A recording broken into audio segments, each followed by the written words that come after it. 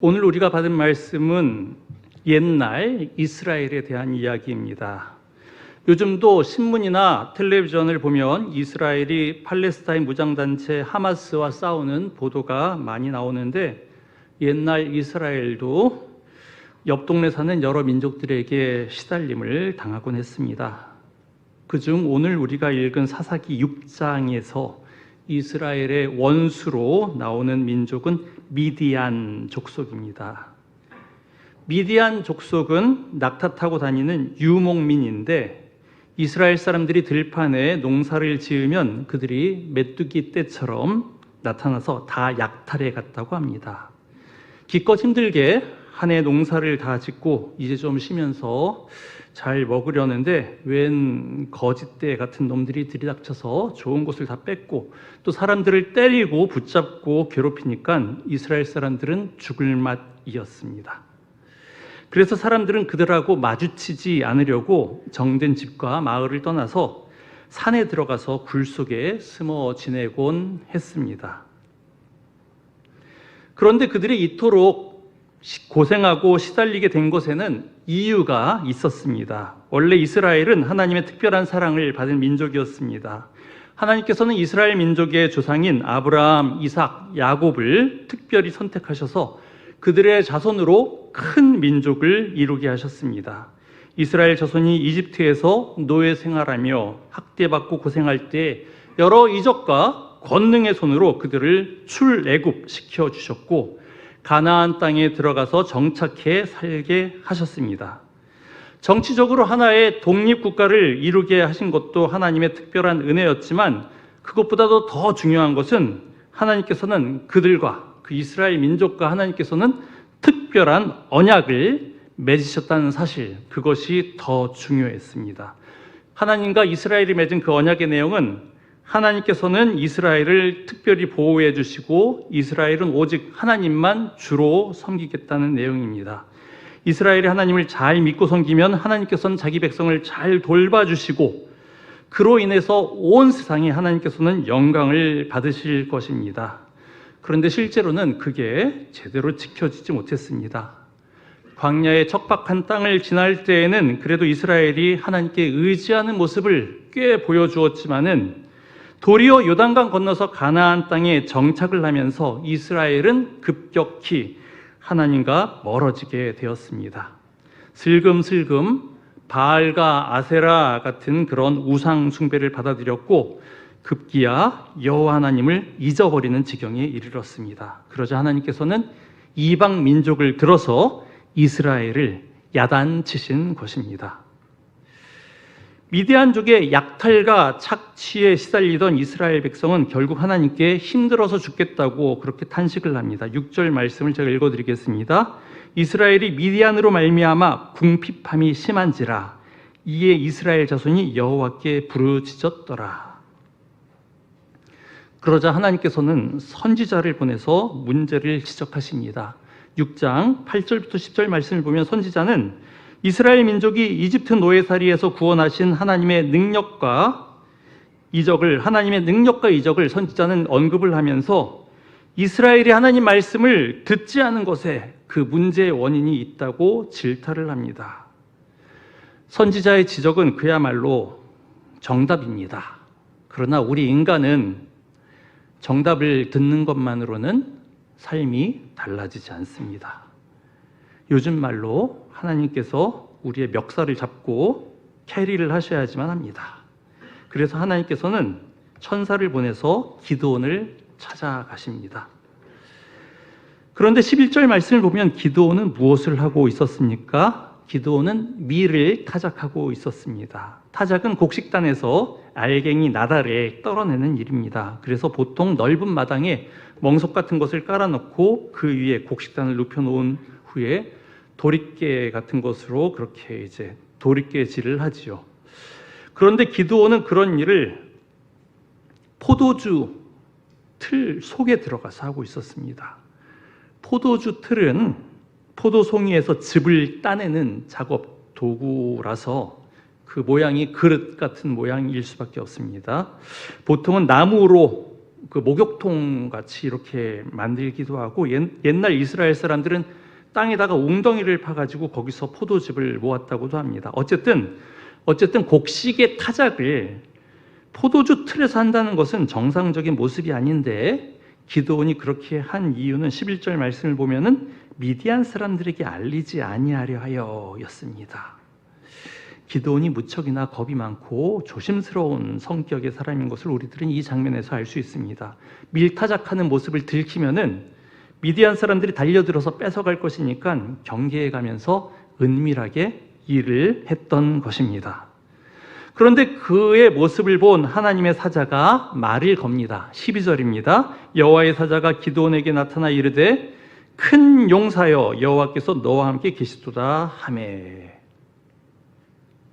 이 상황을 보면 이해하기 어려운 말입니다. 지금 기드온이 보여주는 모습은 쫄보 그 자체인데 어떻게 이렇게 말을 할 수 있을까요?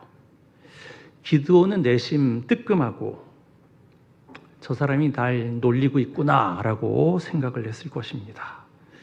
무엇보다도 그 뒤에 나오는 그 문장이 거슬렀습니다. 여호와께서 너와 함께 계시도다.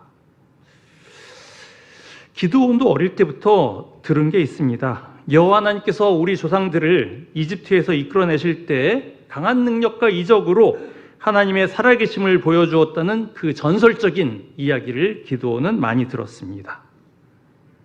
그런데 그러면 뭐합니까? 당장 직면한 현재의 모습은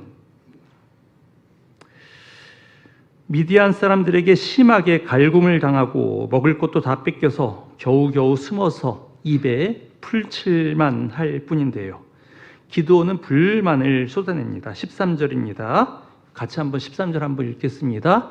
기드온이 그에게 대답하되 오 나의 주여 여호와께서 우리와 함께 계시면 어찌하여 이 모든 일이 우리에게 일어났나이까? 또 우리 조상들이 일찍이 우리에게 이르기를 여호와께서 우리를 애굽에서 올라오게 하신 것이 아니냐 한 그 모든 이적이 어디 있나이까? 이제 여호와께서 우리를 버리사 미디안의 손에 우리를 넘겨주셨나이다 하니. 기드온이 막 벼렸다는 듯이 막 불만 내지는 이런 것을 쏟아냅니다. 이 말씀은 우리들도 신앙생활을 하면서 가질 수 있는 의문 내지는 반항입니다. 이 말씀을 우리가 조금 더 앞에서부터 자세히 보기를 원합니다. 첫 번째로 여호와께서 우리와 함께 계시면 어찌하여 이 모든 일이 우리에게 미쳤나이까? 우리가 인생을 살다 보면 때때로 어렵고 힘든 고난이 닥칠 때가 있습니다. 가족 중에 누가 큰 질병에 걸릴 수도 있고 사업이 순탄치 못할 때도 있고 학교 공부를 하거나 입시 준비, 취업 준비 등에 있어서 일이 잘 풀리지 않을 때도 있습니다. 그럴 때 우리들은 일이 잘 풀리지 않을 때 하나님을 원망하기도 합니다. 성경을 통해서 들은 하나님, 또 교회에서 들은 하나님 이야기를 보면은 하나님은 우리를 사랑하실 뿐만 아니라 하나님은 능력이 많은 분이시라는데 현실에서는 전혀 그런 하나님의 도움이 전혀 느껴지지 않을 때가 있습니다. 그럴 때는 하나님께서 너와 함께 하신다라는 그 말이 너무나도 공허하게 들립니다. 지금 기드온의 심정이 그러합니다. 어떻게 하나님께서 함께 하신다면 이런 고생과 난리가 우리에게 닥칠 수 있단 말입니까? 그냥 어지간한 고생도 아니고 이스라엘 민족이 다 굶어 죽을 지경에 존폐에 처할 정도로 괴로움이 심한데 그런데도 하나님께서는 그냥 방치할 수 있단 말입니까? 이런 것이 기드온의 질문입니다. 혹시 우리들도 기드온처럼 이해할 수 없는 고난의 현실을 놓고 그렇게 갈등을 하고 있지는 않은지요? 우리가 하나님을 믿는데 그리고 하나님께서는 우리 가정을 사랑하시고 또 하나님께서는 능력이 많으시다는데 어떻게 우리 가정에는 이렇게 힘든 일이 그치지 않고 계속 일어나기만 한단 말입니까? 하나님의 도움은 어디에 있습니까? 이런 질문을 우리들은 할 수가 있습니다. 그 다음에 그 모든 이적이 어디 있나이까라고 기드온은 질문을 합니다. 우리는 성경을 통해서 하나님이 큰 능력을 보여주신 분이심을 우리들은 듣습니다. 그러나 그런 것은 옛날에 일어난 일일 뿐이지 지금 당장 오늘날 하나님께서는 그 능력을 자기 백성을 위해서는 전혀 사용하지 않는 것 같습니다. 출애굽 당시에 우리 조상들에게 행했던 그 엄청난 능력과 전설처럼 말로만 전해지지만 지금은 없어져 버린 그 능력들 다 어디 있습니까? 이런 질문입니다. 우리 당산동 교회는 90년 가까운 역사를 가지면서 일제시대 또 한국전쟁 등 우리 민족의 굵직한 역사 사건과 함께 자라왔습니다. 어르신들의 이야기를 들으면 춥고 배고프던 그 시절의 신앙이 더 뜨거웠다고 하고 여러 가지 권능과 은사체험, 기도의 응답, 하나님의 응답 등이 많이 나타났다고 합니다. 그러나 그런 것이 지금은 어디에 있습니까? 그냥 지금은 시간 맞춰서 교회 와서 예배를 드리기는 하지만 하나님께서 이 예배를 받으시는지 어떤지도 모르겠고, 아니 하나님께서 진짜 살아계신지 어떤지도 모르겠고, 도리어 학원 갈 시간, 친구들과 놀러 갈 시간 이런 것들이 교회 때문에 뺏기는 것이 아깝기만 한 것은 아닌가요? 우리 가족이 전에부터 다니던 교회니까 그냥 나도 다니지만은 솔직히 교회가 다른 여타 문화시설과 뭐가 다른지도 모르겠고 솔직히 말하면 재미도 없고 그런데 그냥 다녀주는 것만으로도 어른들은 고마워해 뭐 이렇게 생각을 하고 있는 것 아닙니까? 기드온의 질문은 바로 그 점을 꼬집습니다. 선지자가 나타나서 너희가 이 고생당하는 것은 너희가 하나님을 잘 믿고 하나님을 섬기지 않았기 때문에 너희들이 이 고생을 하는 것이다 라고 선지자가 말은 하는데 뭐 하나님이 살아계신지 어떤지 뭔가 보여줘야지만 내가 믿든지 말든지를 하지 아득한 옛날에 있었다는 그 권능과 은총, 권능과 이적 그런 것들이 우리 시대에도 보여달라는 그런 말씀입니다. 뭔가 보여주기 전에는 나보고 교회 나오라고 하지 말라는 그런 불만입니다. 이것들은 오늘날 우리들도 제기할 수 있는 질문들입니다. 그런데 이런 공격성 질문에 대해서 하나님의 사자는 어떻게 답을 할까요? 14절 말씀입니다. 14절 말씀을 같이 한번 읽겠습니다. 여호와께서 그를 향하여 이르시되 너는 가서 이 너의 힘으로 이스라엘을 미디안의 손에서 구원하라. 내가 너를 보낸 것이 아니냐 하시니라. 왜 하나님께서는 고난당하는 우리 민족을 도와주지 않습니까? 따지는 기드온에게 하나님께서 어떻게 답을 하십니까? 내가 구원하라 라고 말씀하십니다. 내가 너의 힘으로 이스라엘을 구원하라. 이게 무슨 말씀입니까? 쫄보 기드온이 뭐래요?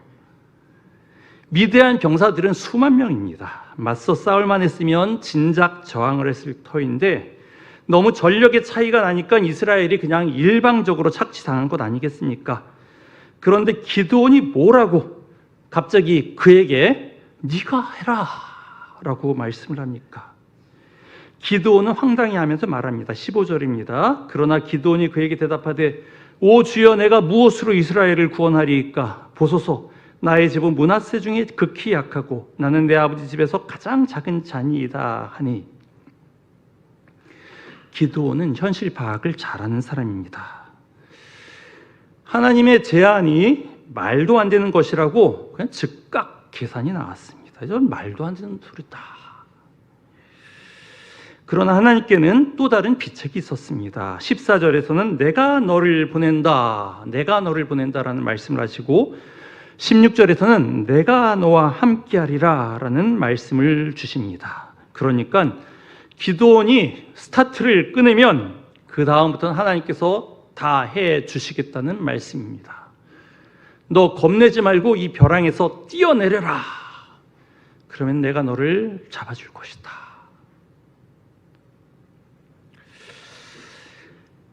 여러분 성경에는 그런 이야기가 많이 나옵니다. 한 사람의 작은 헌신이 큰 열매를 맺는 경우들입니다. 작은 불꽃 하나가 큰 불을 일으키는 그런 경우가 많이 나옵니다. 한 가지 예를 들어드리겠습니다. 예수님께서 들판에서 5,000명을 먹이실 때 그 엄청난 일은 한 어린아이가 주님께 바친 그 오병이어는 한 사람의 도시락밖에 안 되지만은 한 어린아이가 주님께 바친 거기에서 5,000명을 먹이신 그 일이 시작되었습니다. 130년 전에 이 땅에 복음의 씨가 뿌려졌을 때 그 씨앗은 미미했지만 그 복음의 씨앗이 어느덧 나무가 되어서 이 땅에 심겨져서 많은 열매를 맺고 한국 사회를 변화시켰습니다. 또 성경에서는 한 사람 예수의 순종하시로 말미암아 온 인류가 구원받았음을 이야기합니다. 교회의 역사를 보면은 때때로 헌신된 주의 종이 나타나서 그 시대의 영적인 부흥을 주도했음을 우리들은 보게 됩니다. 14세기 후반에 네덜란드 데멘터에서 시작된 데보티오 모데르나, 오늘의 헌신 운동을 잠깐 소개하려고 합니다. 데보티오 모데르나, 오늘의 헌신. 이것은 그 마틴 루터 종교개혁의 그 전주곡으로 이제 불리우는데요. 이것은 1370년도에 히어트 흐로터라고 하는 한 사람에 의해서 시작이 되었습니다. 그는 기도와 말씀 묵상, 그리고 겸손과 순종 등 그 삶의 개혁을 통해서 그 신앙의 본질을 회복을 하려고 했습니다. 처음에 한 사람, 히어트 흐로터라고 하는 한 사람을 통해서 시작된 그 운동이 점차 많은 사람들의 추종자를 얻게 되고 그것이 마틴 루터의 종교개혁으로까지 이렇게 이어졌습니다. 데보티오 모데르나, 오늘날의 헌신, 바로 그것이 있어야지만 오늘날도 우리들은 주의 이적이 나타나는 것을 볼 수 있을 것입니다. 기도는 하나님의 이적과 도우심이 왜 옛날에만 있었다고 하지 오늘날에는 찾아볼 수 없는지를 따졌지만은 그것이 나타나는 것을 볼 수 있기 위해서는 나의 헌신, 내가 가진 미약한 능력이나마 주의 뜻을 행하는 데 바치고 사용하겠다는 그 다짐이 있어야 할 것입니다. 바로 그것이 14절, 내가 너의 힘을 사용하여서 이스라엘을 구원하라 라는 말씀의 뜻입니다. 물론 인간적으로 계산을 하면 계란으로 바위치기입니다.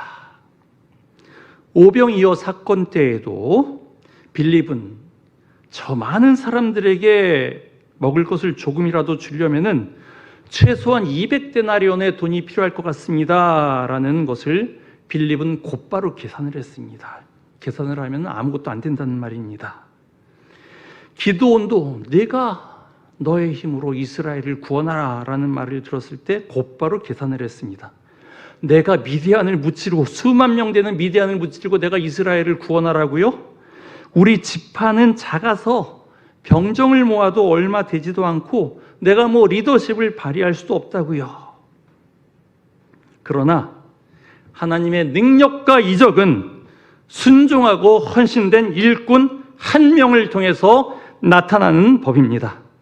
사랑하는 성도 여러분, 우리는 말씀이 희귀해지고 주의 능력과 이적이 나타난 것을 쉽게 보기 어려운 세상을 살고 있습니다. 때로 인생의 고난이 찾아올 때 우리들은 쉽게 좌절하고 하나님의 이적과 도움, 능력이 어디에 있느냐고 원망을 하기 쉽습니다. 그러나 오늘의 헌신이 있는 곳에 주의 능력이 나타납니다.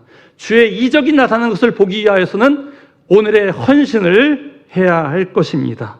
이런저런 계산할 것 없이 하나님의 말씀에 순종하는 사람을 하나님께서는 그냥 벼랑으로 떠밀지 않으십니다. 그런 헌신된 일꾼을 하나님께서는 특별히 함께 해주시고 특별히 지켜주실 것입니다. 하나님의 이적을 오늘날도 경험하고 싶으십니까? 그러면 하나님을 더 많이 사랑하고 내게 있는 작은 힘으로 주를 섬기시기에 힘쓰십시오. 그러면 쫄보 기드온을 통해서 큰 일을 이루신 하나님께서 우리에게도 주의 능력을 나타내실 것입니다. 그의 은혜가 우리 모두에게 임하기를 축원합니다. 같이 기도하도록 하겠습니다.